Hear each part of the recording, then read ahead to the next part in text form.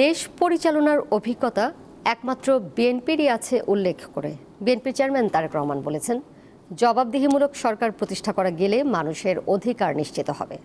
ষড়যন্ত্র করে কেউ যেন ভোটের অধিকার কেড়ে নিতে না পারে, সেজন্য সবাইকে সতর্ক থাকতে আহ্বান জানান তিনি। বিকেলে সিরাজগঞ্জের বিসিক শিল্প পার্কে বিএনপির নির্বাচনী জনসভায় তারেক রহমান এসব কথা বলেন।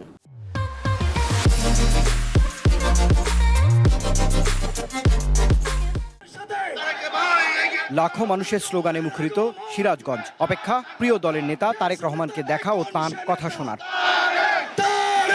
শনিবার দুপুরের মধ্যেই মানুষে পরিপূর্ণ হয়ে ওঠে সিরাজগঞ্জের বিসিক শিল্প পার্কের বিস্তীর্ণ যমুনা তীরবর্তী প্রাঙ্গণ।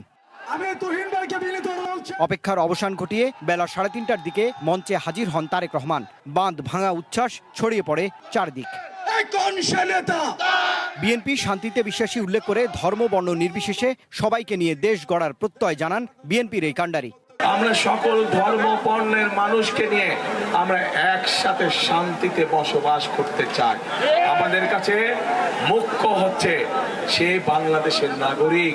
আমাদের কাছে ধর্মটা মুখ্য নয়, আমাদের কাছে জাতপাত মুখ্য নয়, আমাদের কাছে মুখ্য হচ্ছে সে বাংলাদেশের মানুষ। কাজেই মানুষকে মানুষ হিসাবে আমরা মূল্যায়ন করতে চাই। নিজের দলের অভিজ্ঞতা তুলে ধরে জুলাই আন্দোলনকে ধারণ করে স্বাধীনতাকে অর্থবহ করার অঙ্গীকার করেছেন তিনি। এই মুহূর্তে বিএনপি একমাত্র রাজনৈতিক দল যেই দলের অভিজ্ঞতা আছে কিভাবে দেশকে সুন্দরভাবে সামনের দিকে পরিচালিত করতে হয়।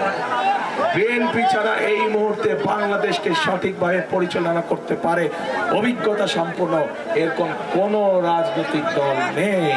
ভোট দিয়ে সকল ষড়যন্ত্র প্রতিহতের আহ্বান জানিয়ে বিভ্রান্তকারীদের গুপ্ত হিসেবেও আখ্যা দেন তারেক রহমান। যারা এসে বিভ্রান্তিমূলক কথা ছড়াবে তাদের একটাই নাম, তারা হচ্ছে গুপ্ত। কারণ তাদেরকে গত 16 বছর আমরা দেখি নাই। তারা এদের সাথে মিশেছিল, যারা 5 তারিখে পালিয়ে গিয়েছে তাদের সাথে তলে তলে এরা মিশেছিল। বিএনপি সরকারে গেলে জনগণের রাজনৈতিক অধিকার প্রতিষ্ঠার শপথ নেন তারেক রহমান। তার উপরে ভরসা করে রুবায়েত হাসান, দীপ্ত সংবাদ, সিরাজগঞ্জ।